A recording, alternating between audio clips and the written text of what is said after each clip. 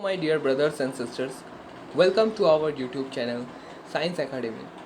এখানে আমি অর্ঘ্য Dutta already start করে দিয়েছি আমাদের West Bengal board of secondary এডুকেশনের ফিজিক্যাল সায়েন্সের একটা রিভিশন সিরিজ, যেখানে আমরা অলরেডি বিহেভিয়ার অফ গ্যাসেস বা গ্যাসের আচরণ আর পিরিয়ডিক টেবিল বা পর্যায় সারণী এই দুটো চ্যাপ্টার কভার করে ফেলেছি। তো যারা চ্যানেলে নতুন তারা যদি এই দুটো ভিডিও দেখতে চাও, ডিসক্রিপশন বক্সে লিঙ্ক দেওয়া আছে, গিয়ে দেখে নিতে পারো। আজকে আমরা যে চ্যাপ্টারটা স্টার্ট করব সেটা হচ্ছে লাইট। তো চলো চ্যাপ্টারটা শুরু করা যাক। এই চ্যাপ্টারটার ওপর আমি টোটাল ভিডিও বানাবো, যেখানে ফার্স্ট ভিডিও মানে আজকের ভিডিওতে আমি কভার করব লাইট রেজ বা আলোক রশ্মিগুচ্ছ যখন মিরর বা দর্পণের ওপর এসে পড়ে তখন কি ঘটে, লাইটের রিফ্র্যাকশন বা প্রতিসরণ কী, এর রুলসগুলো কী কী, আর সবথেকে ইম্পর্টেন্ট লাইট যখন পাতলা গ্লাস ল্যাম্প বা প্রিজমের মধ্যে দিয়ে রিফ্র্যাকশন বা প্রতিসরণ ঘটায় তখন কী ফেনোমেনা ঘটে, সেই ব্যাপারটা আমরা ডিটেলসে দেখব। কারণ এই দুটো থেকে প্রত্যেক বছর মাধ্যমিকে একটা টপিক কিন্তু আসে। তো চলো চ্যাপ্টারটা শুরু করছি মিরর থেকে। আমাদের ফার্স্ট টপিক কি? আলোকের প্রতিফলক হিসেবে গলীয় তল, reflection of light at spherical surface. তো আমাদের সিলেবাসে দুটো স্ফেরিক্যাল সারফেসই আছে মেনলি, আর অ্যাকচুয়ালি দুটোই হয় মেনলি। একটা হচ্ছে অবতল দর্পণ আর উত্তল দর্পণ, একটা অবতল দর্পণ আর একটা উত্তল দর্পণ, একটা কনকেভ মিরর আর একটা কনভেক্স মিরর। তো কনকেভ মিরর আর কনভেক্স মিরর কি, চলো এই ব্যাপারটা একবার চটপট বলে দিই। এইটা স্ফেরিক্যাল মিরর।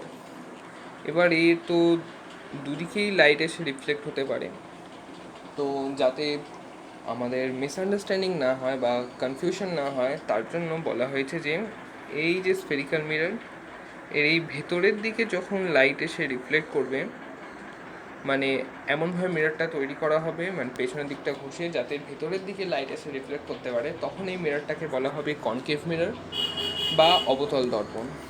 আর যখন মিররটাকে এভাবে ডিজাইন করা হয় যে লাইট এসে এর বাইরের সারফেসে ধাক্কা খাবে কিন্তু ভেতরের সারফেসটা ঘষা বা হেজি করা থাকবে, যাতে লাইট ভেতরের সারফেসে এসে রিফ্লেক্ট না করতে পারে, এই ধরনের মিররকে বলা হবে কনভেক্স মিরর বা উত্তল দর্পণ।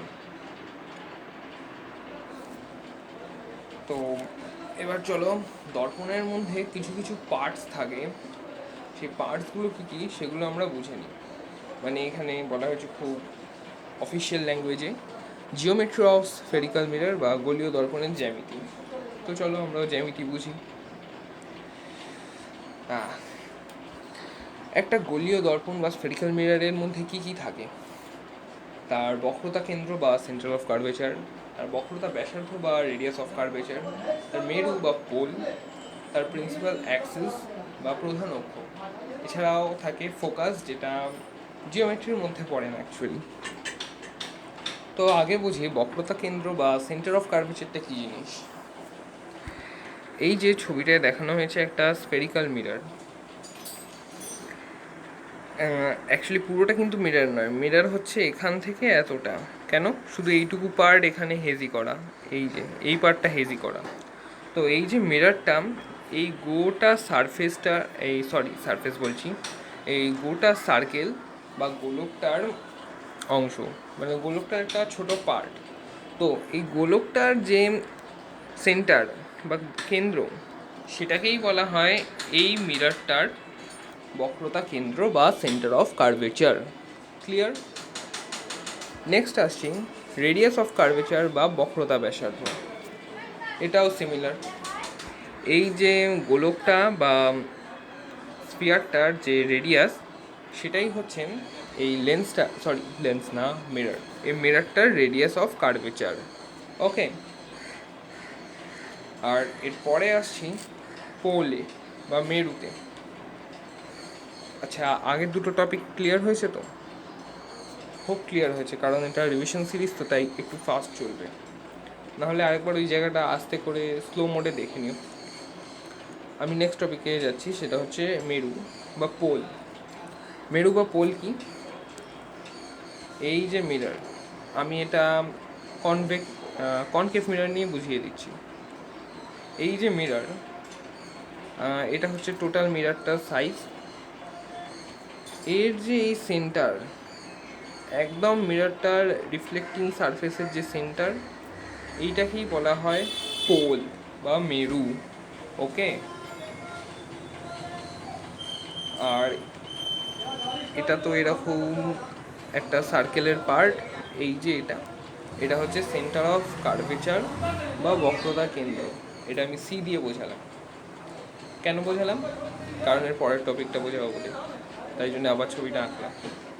এর পরের টপিকটা প্রধান অক্ষ বা প্রিন্সিপাল অ্যাক্সিস। প্রধান অক্ষ বা প্রিন্সিপাল অ্যাক্সিসটা কি? এটা হচ্ছে একটা স্ট্রেট লাইন যেটা center of curvature, straight line হলোই না, যেটা সেন্টার অফ কার্ভেচার আর পোল এই দুটো পয়েন্টকেই কাট করবে। হ্যাঁ, দুটো পয়েন্টকেই কাট করবে, সেই লাইনটা হচ্ছে প্রিন্সিপাল অ্যাক্সিস বা প্রধান অক্ষ। তাহলে এই স্ফেরিক্যাল মিররের জিওমেট্রি সবার ক্লিয়ার হয়েছে। বক্রতা কেন্দ্র, বক্রতা ব্যাসার্ধ, মেরু, প্রধান অক্ষ, center of curvature, centre of radius, pole, principal axis, এই চারটে হোপ সবার ক্লিয়ার হয়েছে। কোনটা কোন পজিশন সবাই হোপ ছবি এঁকে বোঝাতে পারবে। ওকে, তো এবার আসি reflection in spherical mirror. Spherical মিররের রিফ্লেকশনটাই কীভাবে হয় এবার সেটা বুঝবো। যদিও এখানে রিফ্লেকশন কিভাবে হয় সেটা বলেনি, এখানে বলে দিয়েছে যে ফোকাস কি। চলো আমরা পড়ে নিই যে ফোকাসটা কি। আগে বলি ফোকাসটা, এটা কোন মিরর? এটা হচ্ছে অবতল দর্পণ বা কনকেভ মিরর। কনকেভ মিররে যখন প্রিন্সিপাল অ্যাক্সিসের প্যারালালি কোনো লাইট রে এসে মিররে একটা পয়েন্টে ইনসিডেন্ট হয় বা আপতিত হয়, তারপর সেই ইনসিডেন্টের পর সেটা যখন রিফ্লেক্ট করার সময় এই যে প্রিন্সিপাল অ্যাক্সিস এটাকে একটা পয়েন্টে কাট করে তারপর বেরোয়। একটা পয়েন্টে কাট করে, আর এই পয়েন্টটাকেই আমরা বলি ফোকাস, মোর অ্যাপ্রোপ্রিয়েটলি মুখ্য ফোকাস বা প্রিন্সিপাল ফোকাস। তবে মিররের ক্ষেত্রে বা দর্পণের ক্ষেত্রে প্রিন্সিপাল ফোকাস কথাটা না বললেও বিশেষ কিছু যায় আসে না, কারণ দর্পণের একটাই ফোকাস হয়, সেটা হচ্ছে মুখ্য ফোকাস। লেন্সের দুটো ফোকাস হয়, কিন্তু সেটা নিয়ে আমরা এখন ডিসকাস করব না। আচ্ছা ঠিক আছে, দুটো ফোকাসের নাম বলে দিচ্ছি, মুখ্য ফোকাস আর গৌণ ফোকাস, প্রিন্সিপাল অ্যাক্সিস আর সেকেন্ডারি অ্যাক্সিস, প্রিন্সিপাল ফোকাস আর সেকেন্ডারি ফোকাস। ওই দুটো নিয়ে পরের ভিডিওতে আমরা ডিসকাস করব। আপাতত এইখানেই ব্যাক করি। তো দেখলেন তো, এটা আমি কি বললাম, এটা হচ্ছে অবতল দর্পণ বা কনকেভ মিররের ক্ষেত্রে ফোকাসের ডেফিনেশন। আচ্ছা, সবাই এটা জানে তো যে ইনসিডেন্ট অ্যাঙ্গেল আর রিফ্লেকশনের অ্যাঙ্গেল দুটো কিন্তু সেম হয়, সেটা যেখানেই রিফ্লেকশন হোক। এবড়ো খেবড়ো কোনো জায়গায় রিফ্লেকশন হলেও সেই যেই পয়েন্টে রিফ্লেকশন হয়েছে সেই পয়েন্টের রেসপেক্টে কিন্তু ইনসিডেন্ট অ্যাঙ্গেল আর রিফ্লেকশনের অ্যাঙ্গেল এই দুটো ইকুয়াল হয়, মানে আপতিত কোণ আর প্রতিফলিত কোণ দুটোর মান সমান হয়। ঠিক আছে, এটা সবাই জানে, এটা আমি ধরে নিয়ে গেছি। এবার আসি উত্তল দর্পণ বা কনভেক্স মিররের ক্ষেত্রে ফোকাস কাকে বলে। কনভেক্স মিররে লাইট রে এসে যখন ধাক্কা মারে খুব বাজে ওয়ার্ড, আপতিত হয় বা ইনসিডেন্ট হয়, তখন সেটা রিফ্লেক্ট করে যায় প্রিন্সিপাল অ্যাক্সিসকে টাচ না করেই। হাই, এটা কি হলো? হ্যাঁ, এটাই হয়। কেন টাচ করবেই বা কেন? টাচ করার কোনো স্কোপই নেই, এইভাবে আসে এইভাবে যায়। তাহলে আমরা এর ফোকাসের ডেফিনেশনটা কীভাবে দেব? এর ফোকাসের ডেফিনেশনটা এভাবে দেব যে মিরর থেকে রিফ্লেক্ট হওয়ার সময় যে এই যে রিফ্লেকশনের যে রেটা, সেটাকে আমরা পেছনের দিকে একটু ইমাজিনারি লাইন দিয়ে বাড়িয়ে নিই। এই যে ইমাজিনারি লাইন, এই ইমাজিনারি লাইনটা বা কল্পিত রেখাটা প্রধান অক্ষ বা প্রিন্সিপাল অ্যাক্সিসকে একটা পয়েন্টে কাট করে। সেই পয়েন্টটাকে বলা হয় উত্তল দর্পণ বা কনভেক্স মিররের মুখ্য ফোকাস বা অনলি ফোকাস। ক্লিয়ার? এটাও যদি জিজ্ঞেস করে ছবি এঁকে বোঝাতে হবে। ওকে, এবার আসছি ফোকাস দৈর্ঘ্য বা ফোকাল লেন্থ কী। খুবই সিম্পল। এই যে এটা হচ্ছে কনকেভ মিরর। কনকেভ মিররের সেন্টার অফ কার্ভেচার থেকে সরি সেন্টার অফ কার্ভেচার না, ওটা তো তাহলে রেডিয়াস হয়েছে। তো এই ফোকাস থেকে পোল পর্যন্ত যেটুকু ডিস্টেন্স, এইটা হচ্ছে ফোকাল লেন্থ বা ফোকাস দৈর্ঘ্য।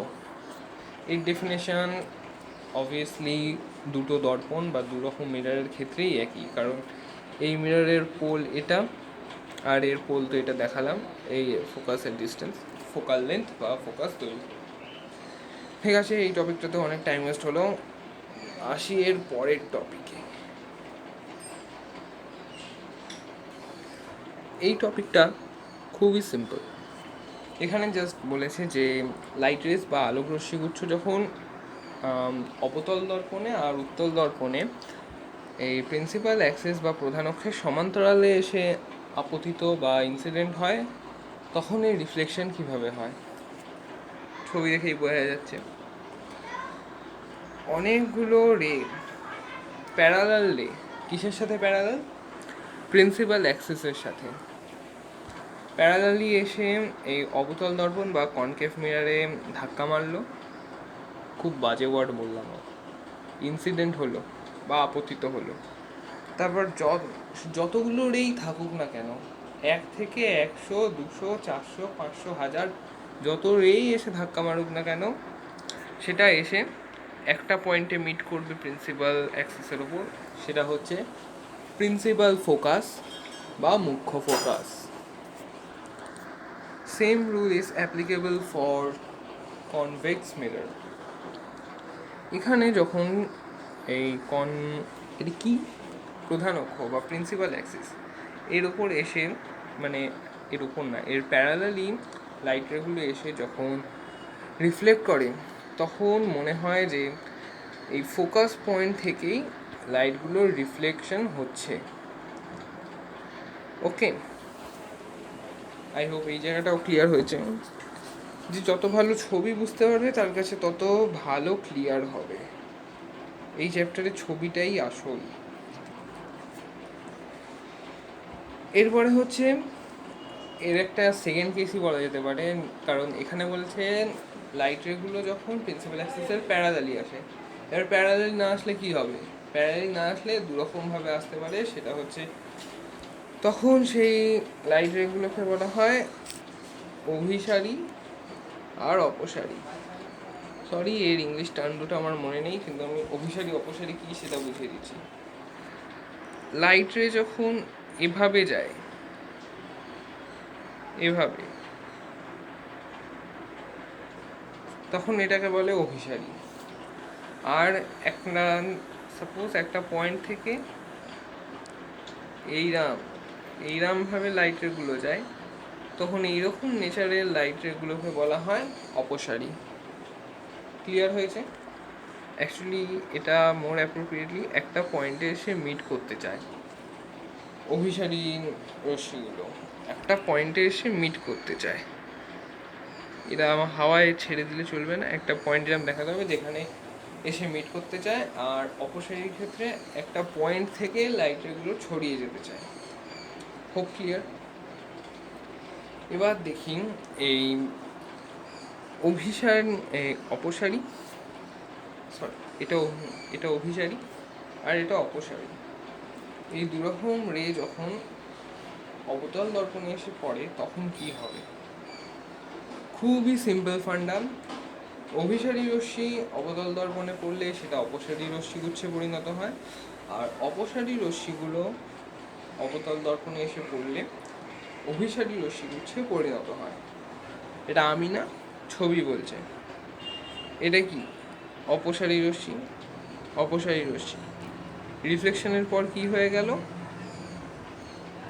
কি বলে এটাকে, রিফ্লেকশনের পর আমি গুলিয়ে ফেলেছি ব্যাপারটা।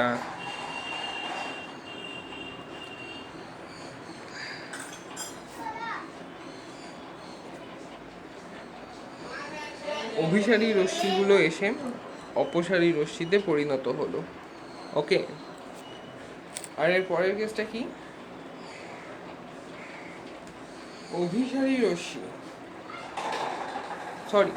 অপসারী রশ্মি, কারণ এটা কি একটা পয়েন্ট থেকে দুটো রে বেরোচ্ছে, ও পয়েন্ট থেকে দুটো রে বেরোচ্ছে, রিফ্লেকশনের পর অভিসারী রশ্মিতে পরিণত হলো। ঠিক আছে, আমি এই জায়গাটা ক্লিয়ার করে দিচ্ছি কারণ খুব নোংরা দেখতে লাগছে। বইয়ের ছবিটাই সবাই দেখবে, বইয়ের ছবি ভালো করে দেওয়া আছে। আর সবাই আই হোপ রে ডায়াগ্রাম আঁকতে জানে। রে ডায়াগ্রামটা কীভাবে আঁকে, এইটা হচ্ছে সেন্টার অফ কার্ভেচার থেকে একটা স্ট্রেট লাইন টানতে হয় সেই পয়েন্টটায় যেখানে লাইট রিফ্লেক্ট করেছে, সেই পয়েন্টটা থেকে ইনসিডেন্ট অ্যাঙ্গেল আই আর রিফ্লেক্টিং অ্যাঙ্গেল আর, এই দুটোকে ইকুয়াল দেখাতে হয়। ওকে, এবার দেখাই উত্তল দর্পণ বা কনভেক্স মিররের ক্ষেত্রে অভিসারী আর অপসারী রশ্মিগুচ্ছের প্রতিফলন। তো এখানে যখন অভিসারী রশ্মি এসে পড়ল, এই যে এটা রিফ্লেকশনের পর অপসারী রশ্মিতে পরিণত হলো। আর পরের ইমেজটায় দেখতে পাচ্ছি একটা না একটাই বলা যাবে, একটা অপসারী রশ্মি গুচ্ছ। এইবার ওয়ার্ডটা ঠিক করো, একটা অপসারী রশ্মি গুচ্ছ বলা কি, দুটো রশ্মি তো আছে, রশ্মি রে এসে যখন এই মিরারে ধাক্কা খেয়ে তারপর রিফ্লেক্ট করলো, রিফ্লেক্ট করার পর এই পয়েন্টটা আর এখানে এই পয়েন্টটা আই, এখানে ডি নম্বর ছবিতে এই পয়েন্টটাকে আই দিয়ে দেখানো আছে। এই পয়েন্টটার রেসপেক্টে এটা অপসারী রশ্মি মনে হচ্ছে। ওকে, অ্যাকচুয়ালি কিন্তু এটা অভিসারী রশ্মি, কিন্তু আই পয়েন্টের রেসপেক্টে এটা অপসারী রশ্মি মনে হচ্ছে। ফার্স্ট ইমেজটার ক্ষেত্রেও সেরকম, এই ভেতরে যে পয়েন্টটার ভেতরে এই পয়েন্টটা এই আই পয়েন্টটার রেসপেক্টে এই রে দুটোকে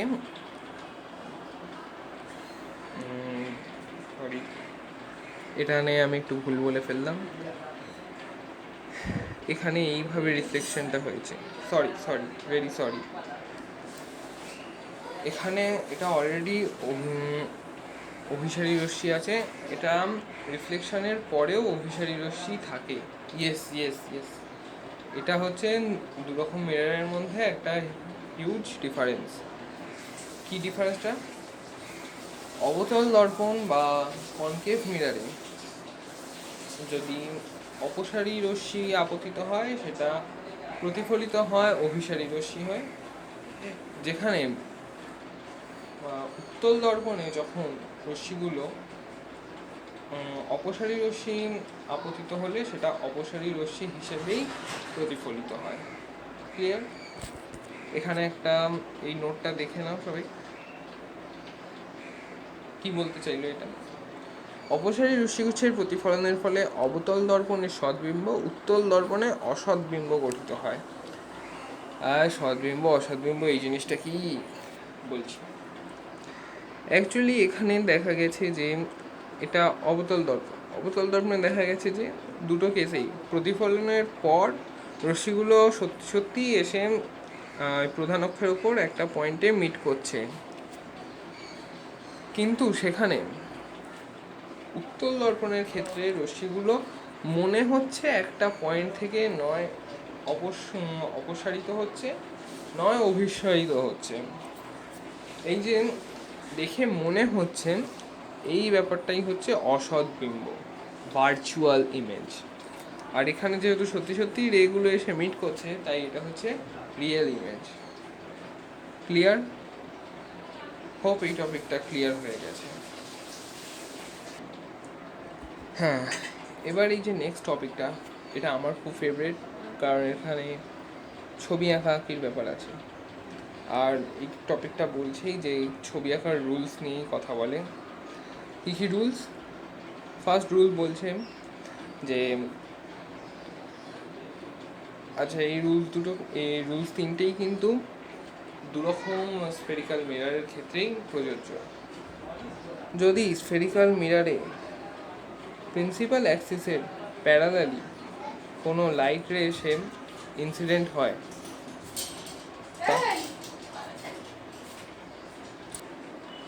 সরি অ্যাকচুয়ালি এই লাইনটা এখানে হবে না, কারণ এটা যদি কনভেক্স মিরর হতো তাহলে এই লাইন এরকম রিফ্লেকশন হতো। কনকেভ মিররের ক্ষেত্রে এই যে প্যারালালি রে এলো, কিসের প্যারালাল? প্রধান অক্ষ বা প্রিন্সিপাল অ্যাক্সিসের প্যারালাল, এসে এই একটা পয়েন্ট দিয়ে পাস করে গেল, প্রিন্সিপাল অ্যাক্সিসের উপরই একটা পয়েন্ট দিয়ে পাস করলো। এই পয়েন্টটাকে কি বলে? ফোকাস। আর হ্যাঁ, মাইন্ডেড, সবসময় রে ডায়াগ্রামে কিন্তু এরকম অ্যারো চিহ্ন দিতে হবে, নাহলে কিন্তু মার্কস উড়িয়ে দেবে, বলে দিলাম আগে থেকে। তো রুলসটা কি বলে? এই প্রিন্সিপাল অ্যাক্সিসের প্যারালালি যখন এরম একটা রে আসে, সেটা সবসময় ফোকাস দিয়েই পাস করবে, সব সময়। আর কোনো রে যদি ফোকাস দিয়ে যায় তাহলে সেটা সবসময় প্রিন্সিপাল অ্যাক্সিসের প্যারালাল হবে। এই রেটাকে আমি রেড কালার দিয়ে দেখাচ্ছি। এই ফোকাস দিয়ে একটা রে পাস করলো, এটা প্রিন্সিপাল অ্যাক্সিসের প্যারালালি গেল। ওকে, আর একটা কেস আছে যেটা অ্যাকচুয়ালি 3 নম্বর, এটা ইয়েলো কালার দিয়ে দেখাই। Centre of curvature. Centre of curvature, ইস কি আঁকলাম এটা!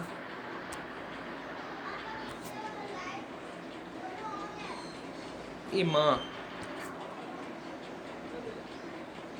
হ্যাঁ এবার ঠিক আছে। এই সেন্টার অফ